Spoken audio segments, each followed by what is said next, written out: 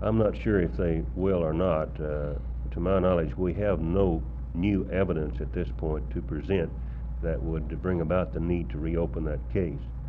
Of course, they are at liberty to do that if they feel that there's a need to do it. But I have no information at this point of additional or new evidence in that case that would bring about the need to reopen it.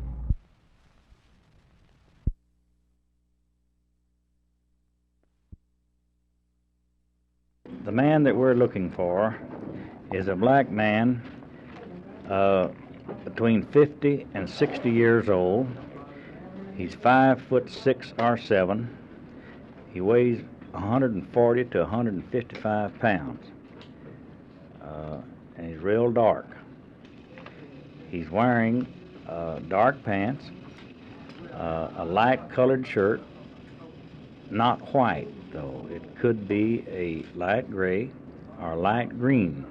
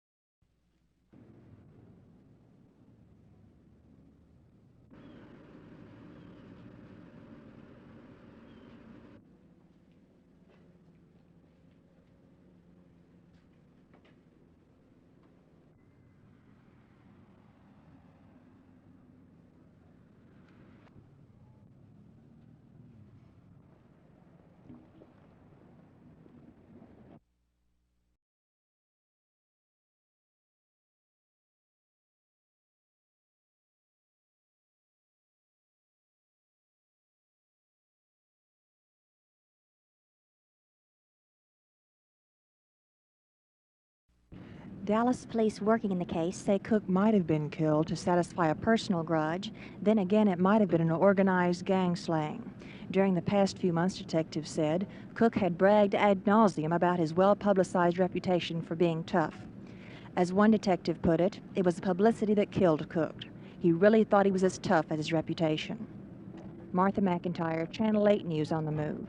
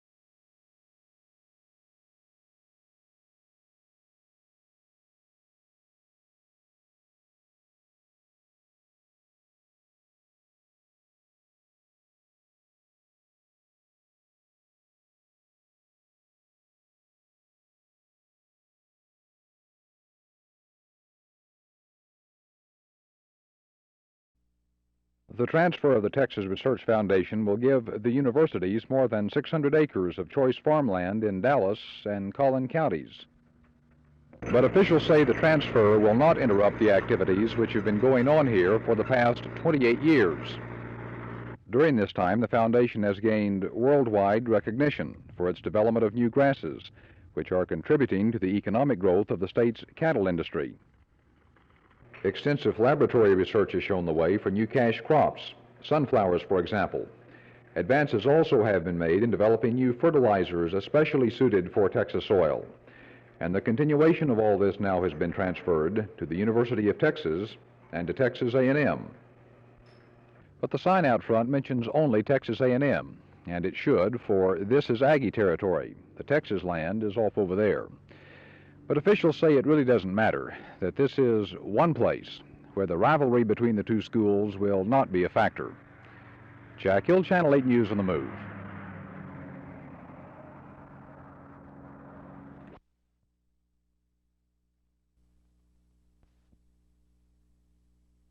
Anybody that's just planted grass, just planted trees, we want them to maintain life on that lawn or that tree. But we don't want somebody trying to maintain the green in their grass. Because as far as I'm concerned, somebody that has a nice lawn out there, if it dies, it's going to come back next year. We, the council, are primarily concerned with the 500 or so people that have no water to bathe, no water to cook with. They can't do anything. Can't flush the commode.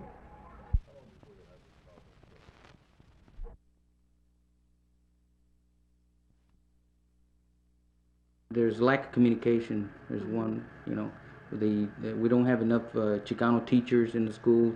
The counselors are predominantly Anglo, and they seem to stray our students or the Chicanos to take vocationals, trades that are obsolete, like printing, cosmetology for the girls, auto mechanics, which are jobs that are, they're just obsolete.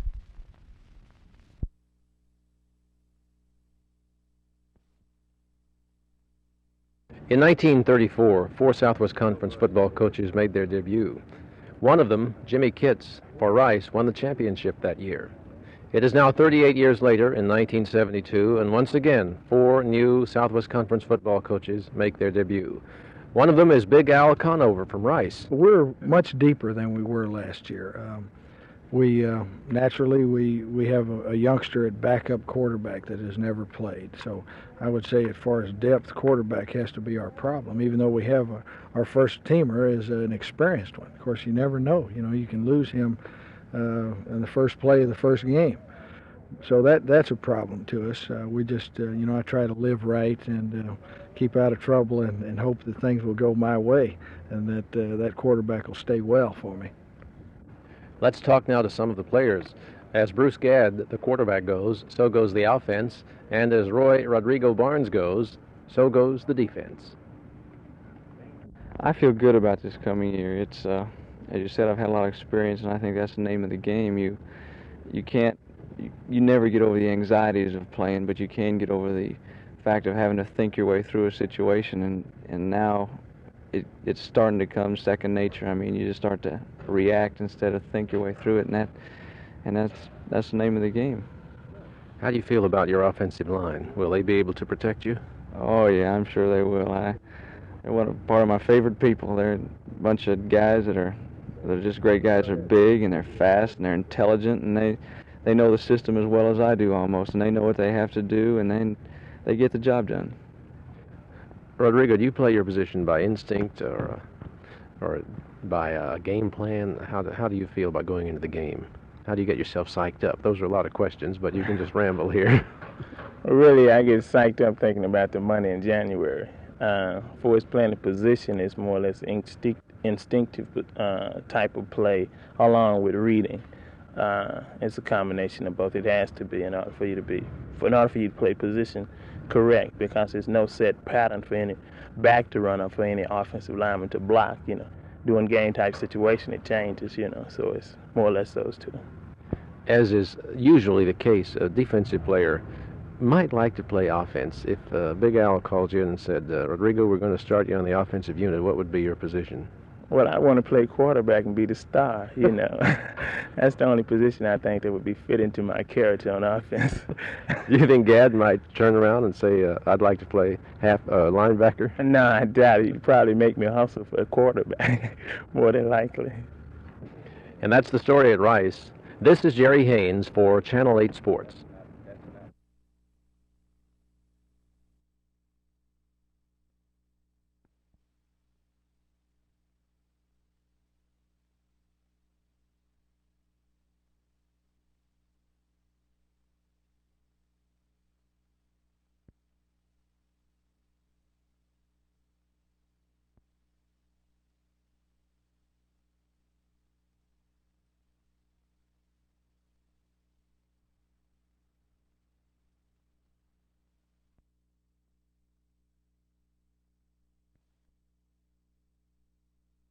The mustache is back. After years and years of shaved faces dominating the scene, the mustache is gaining in popularity, as testified by the more abundance of lip hair seen on the streets. In earlier years, a mustache or beard stood for the arrival of manhood, and a face without hair was a sign of servility. Men starched their mustaches, sprinkled gold dust in them, waxed them, and curled them, and just about everything imaginable. But the men of today have a tremendous advantage over their forefathers. They don't even have to grow their own.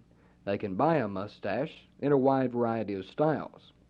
Channel 8's Steve Pontius tried a few on for size, but decided his fiancée would not permit a mustachioed companion.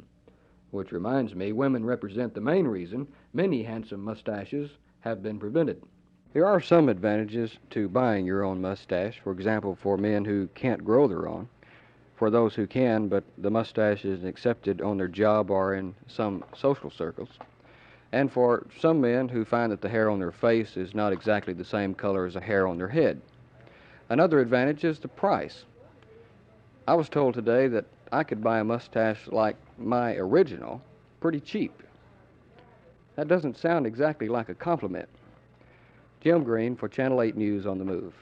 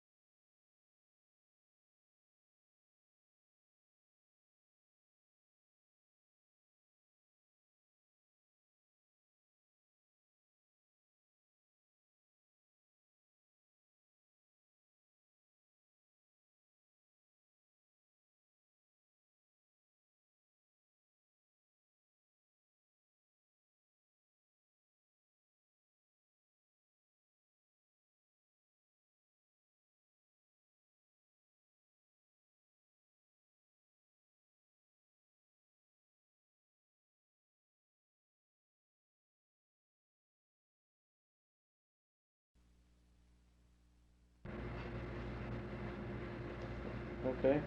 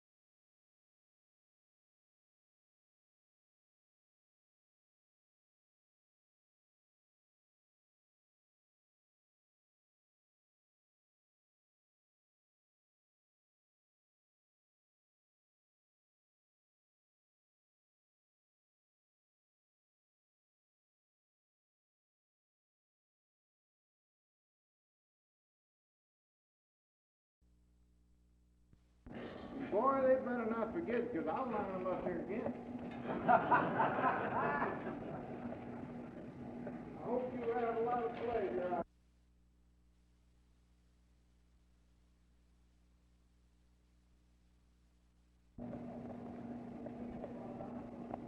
Now, I have to say something about that. I can't keep me clean. So,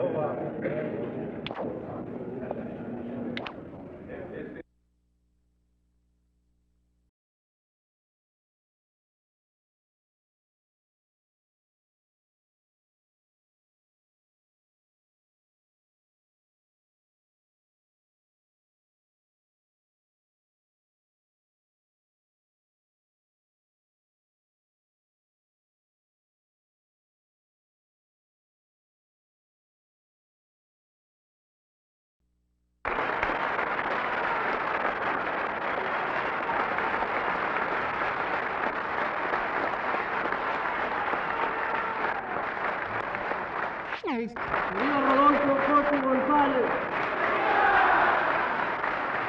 There are seals that balance balls on their nose. They get a fish for it, and they're fat. There are lions who stop.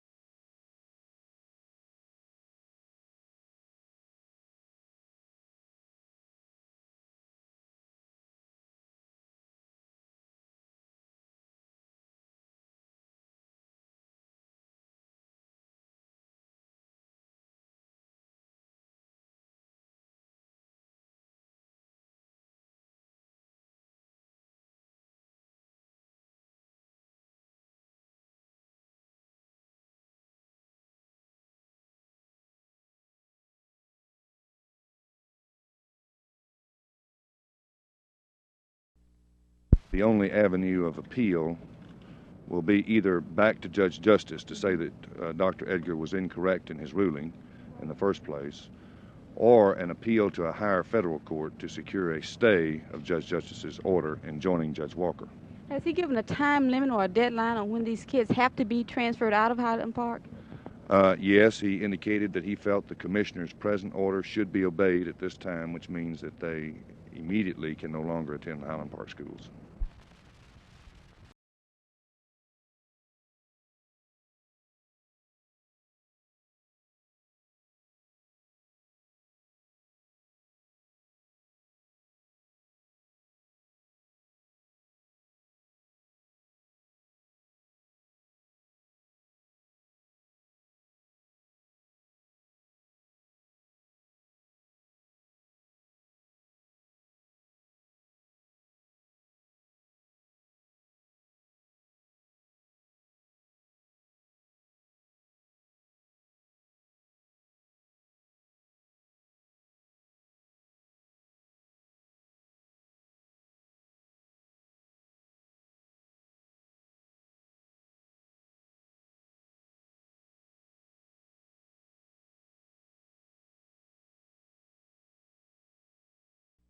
Well, I would certainly hope and pray that it does. It certainly, all indications would be that it would be. And I hope and I pray that that's true. When I was prisoner of war in Germany, or in Poland really, captured in Italy for 21 months, they treated us fairly decent, of course, like starved us to death. If they hadn't been members of the Geneva Convention like the Americans are, and the Vietnams are not, I can't visualize how bad those boys have been treating over there. And I'm sure they've all lost weight, and suffering from malnutrition and brutal treatment and everything else, because they're not a member of the Geneva Convention. And these fellows being released now, I'll tell you, there's nothing like the feeling you get when you are released from prisoner of war and come home.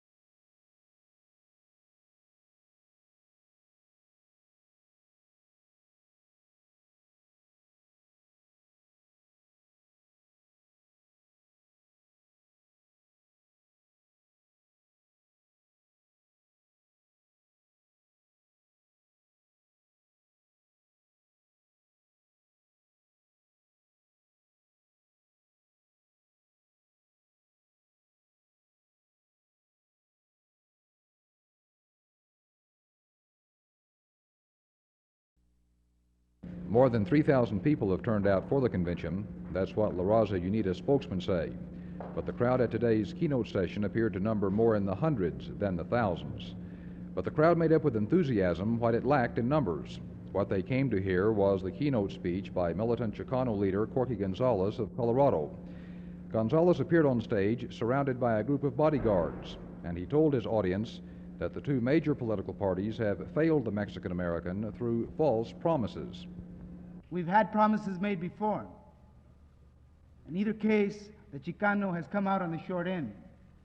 In either case, the only results that have come for the Chicano community has come from our reaction, has come from the marches and the struggles and the pickets, has come from the demonstrations, has come from the blood of our martyrs. And so with this militant call for political independence, La Raza Unida has opened its first national political convention in the hopes that it can become the cutting edge for the nation's Chicano movement. Jack Hill, Channel 8 News on the Move in El Paso.